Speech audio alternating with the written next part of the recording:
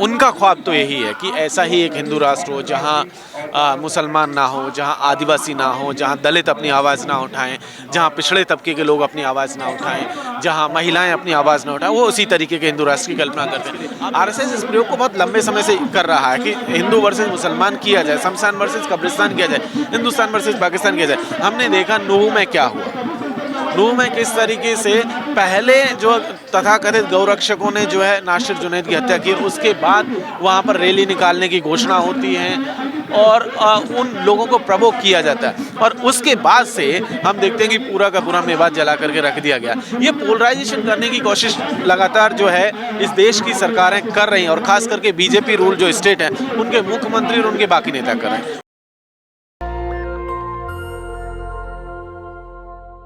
नमस्कार, मैं प्रियंका, आप देख रहे हैं नेशनल दस्तक। इस वक्त दिल्ली के जंतर मंतर पे हूँ। मेरे साथ डॉक्टर जितेंद्र मीना जी हैं। लगातार सड़कों पे रहते हैं, आम जनता की मुद्दे जो होते हैं धरातल से जुड़े हुए हैं, मुद्दे उठाते हैं। आज हम बात करेंगे सर, जिस तरह से पार्लियामेंट में प्रधानमंत्री जी हंस रहे हैं और दूसरी तरफ भारत में 2 राज्य जल रहे हैं। देखिए, इससे एक चीज़ पता चलता है कि प्रधानमंत्री जी इस देश को लेकर के कितने चिंता में हैं। उनकी हंसी एक बता रही है कि उन्हें मणिपुर से या फिर महिलाओं की अस्मिता से या देश के अलग अलग हिस्सों में जो चीज़ें चल रही है उसको वो कितनी तवज्जो दे रहे हैं। पता चलता है कि वो उनका कोई प्रायोरिटी पे नहीं है, उनकी प्रायोरिटी कुछ और है और वो हंस करके दरअसल इस देश का मजाक उड़ाने की कोशिश है। उन सवालों को उस हंसी में उड़ा देने की कोशिश है जिसको देश लगातार पूछ रहा है, वो पार्लियामेंट के भीतर हो चाहे पार्लियामेंट के बाहर सड़कों पर जो सवाल है उन सब की जो है हंसी उड़ाई गई है। इससे ये भी पता चलता है कि हमारे देश के प्रधानमंत्री जी की जो सीरियसनेस है चीज़ों को लेकर के वो कितनी है। ऐसे में हम ये कह सकते हैं कि प्रधानमंत्री जी अपनी बातों को लेकर के, मुद्दों को लेकर के, इस देश की जो परेशानी है उसको लेकर के कोई सीरियसनेस उनमें नहीं है। जी सर, लगातार आप देखेंगे कि जैसे ही राहुल गांधी की सदस्यता वापस आई उसके बाद उनके ऊपर आरोप लगने शुरू हो गए। स्मृति ईरानी ने कहा कि जो है राहुल गांधी ने मुझे फ्लाइंग किस दिया। देखिए, सिर्फ इतना ही नहीं है, आप सिर्फ एक जगह मत देखिए, आप देखेंगे तो पाएंगे कि लगातार जो विपक्ष के जो सांसद हैं जो लगातार पार्लियामेंट के भीतर सवाल उठा रहे थे, तमाम लोगों को जो है सत्र के लिए निष्कासित कर दिया गया है या अनिश्चित काल के लिए निष्कासित किया जा रहा है। ये दरअसल उस पूरी चीज़ को दिखा रहा है कि पूरे के पूरे डेमोक्रेटिक जो ऑर्डर था, जो पार्लियामेंट्री जो सिस्टम है, जो उसकी वैल्यूज थी, उसको जो है कम्प्लीटली जो है उसको धूल में उड़ा दिया गया। दूसरी चीज़ आप जब देखेंगे तो पता चलेगा कि जितने भी सवाल वो पार्लियामेंट के भीतर हो चाहे पार्लियामेंट के बाहर हो, उनको भी सरकार लेकर के सीरियस नहीं है। वो अपने चुनावी उसमें शामिल है। जब ये बात कही जा रही थी कि स्मृति ईरानी जी की तरफ से, तब उसी समय पर उनकी पड़ोस में जो है ब्रजभूषण सिंह बैठे थे, तो वे वही ब्रजभूषण शरण सिंह हैं जिनके ऊपर अभी हमारे देश की महिला पहलवानों ने आरोप लगाए थे। लेकिन कुछ ही दिनों में उनकी गिरफ्तारी का, जब एक लंबे मूवमेंट के बाद उनकी गिरफ्तारी होती है तो कुछ ही समय में उनकी जो है उनकी जमानत भी हो जाती है। तो ऐसे में ये पता चलता है कि महिलाओं के मसले पर, आदिवासियों के मसले पर या किसी भी मसले पर जो है जो सत्ता पक्ष के लोग हैं, चाहे वो सांसद हों, चाहे प्रधानमंत्री जी खुद हों या गृह मंत्री जी हों, बाकी लोग हैं, वो किस तरीके से डाइल्यूट कर रहे हैं। वो जिस फ्लाइंग किसकी या जो चीज़ें की बात की जा रही है, आप ये देखिए कि पूरे देश में मणिपुर में जब उन 2 आदिवासी औरतों को घुमाया गया, और ऐसे न जाने कितने केस हैं, उनके मुख्यमंत्री तो कह रहे हैं कि सैकड़ों ऐसे केसेस हैं, उसको लेकर के स्मृति जी का कोई बयान नहीं आता।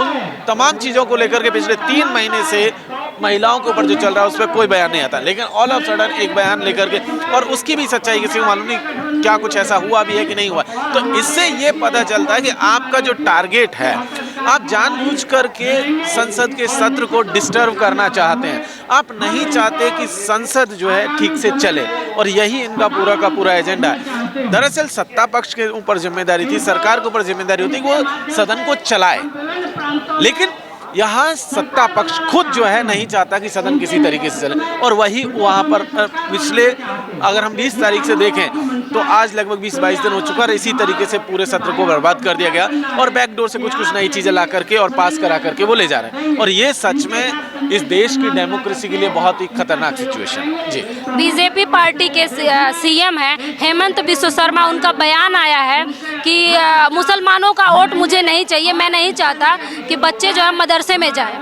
देखिए, आप ऐसा नहीं है कि सिर्फ वो वोट का मामला, वो उस और भी बहुत सारी चीज़ें हैं। ये दरअसल ये एक पॉलिटिकली आप देखें जो पोलराइजेशन करने की कोशिश करें, आप मुसलमानों को टारगेट नहीं करें, सर ये मुसलमान नहीं, ये तमाम उन तबकों के लिए मैसेज देने की कोशिश की गई है जो पॉलिटिकली बीजेपी को सपोर्ट नहीं करते हैं, जो पॉलिटिकली बीजेपी को वोट नहीं देते हैं। तो ये जो पूरा का पूरा प्रक्रिया है, इस प्रक्रिया में वो मुसलमानों को इस पूरी प्रोसेस से धकेल रहे हैं, एक साइड में करने की कोशिश कर रहे हैं। सिर्फ मुसलमान ही क्यों, आप देखिए आदिवासियों के मसले पर भी यही हुआ, ठीक, आदिवासियों के मसलों को लगातार इग्नोर किया गया। आदिवासियों के मसले के बाद महिलाओं के मसलों को देख लीजिए कि क्या उन पे तवज्जो दी जा रही, नहीं दी जा रही। इसीलिए सच में बहुत ही बुरा दौर पार्लियामेंट्री डेमोक्रेसी के हिसाब से जो है अभी की तारीख में चल रहा है। इसलिए बहुत ज़रूरी है कि जो लोग सड़कों पर खड़े हैं वो अपनी आवाज़ को और मजबूती से बुलंद करें और अपने इस देश को बचाने में जो उनकी लड़ाई है उसको जो है एक ऑर्गेनाइज तरीके से लड़ा जाए, ताकि अन्यथा होगा ये कि एक टाइम के बाद कुछ नहीं बचेगा आपके पास बचाने के लिए। जिस तरीके से संस्थानों को डिस्ट्रॉय किया जा रहा है, पूरी व्यवस्था को जो डिस्ट्रॉय कर दिया गया, कम्युनल बना दिया गया, ये अलार्मिंग सिचुएशन है। और उसी को रिप्रेजेंट हेमंत बिस्व शर्मा से लेकर के बीरेंद्र सिंह से लेकर के योगी आदित्यनाथ से लेकर के तमाम बीजेपी सांसद कर रहे हैं, मुख्यमंत्री कर रहे हैं, उनके नेता कर रहे हैं। जी सर, दो राज्य जल रहे हैं और इस तरह की बयानबाजी सत्ता पक्ष की तरफ से आना, इसको कैसे देखते हैं आप? देखिए, आप यही तो वो चीज़ है ना कि आप मसला था मणिपुर का और असम के मुख्यमंत्री उसको कम्युनल एंगल देने की कोशिश करें और वो उसको कम्युनल एंगल देकर के वापस मुस्लिम वाले फ्रेम में ले जाना चाहते हैं। लेकिन एक चीज़ समझिए, जैसे ही ये आपने ये प्रयोग, ऐसा नहीं है कोई नया है आरएसएस के लिए, आरएसएस इस प्रयोग को बहुत लंबे समय से कर रहा है कि हिंदू वर्सेस मुसलमान किया जाए, शमशान वर्सेस कब्रिस्तान किया जाए, हिंदुस्तान वर्सेस पाकिस्तान किया जाए। हमने देखा नूह में क्या हुआ, नूह में किस तरीके से पहले जो तथाकथित गौरक्षकों ने जो है नासिर जुनैद की हत्या की, उसके बाद वहाँ पर रैली निकालने की घोषणा होती है और उन लोगों को प्रवोक किया जाता है और उसके बाद से हम देखते हैं कि पूरा का पूरा मेवात जला करके रख दिया गया। ये पोलराइजेशन करने की कोशिश लगातार जो है इस देश की सरकारें कर रही हैं और खास करके बीजेपी रूल जो स्टेट है उनके मुख्यमंत्री और उनके बाकी नेता कर रहे हैं और ये बहुत खतरनाक सिचुएशन है। ये कतई जो है इस देश के हित में नहीं है और ये जो हमारे पुरखों का जो सपना था, जिस उन्होंने देखा था कि जिस देश के तमाम लोग, जो हम लोग कहते हैं ना यूनिटी इन डाइवर्सिटी, उस डाइवर्सिटी को एक ख़त्म करना चाहते हैं। ये चाहते हैं कि एक ही किस्म के लोग हों, एक ही भाषा के लोग हों, एक ही विचारधारा के लोग इस देश के भीतर मौजूद रहें और वही वो कोशिश करने की कोशिश। क्या इस आगजनी से जो दो राज्यों में चल रही है, तो क्या इससे हिंदू राष्ट्र बनेगा भारत? क्या ऐसा ही होगा हिंदू राष्ट्र?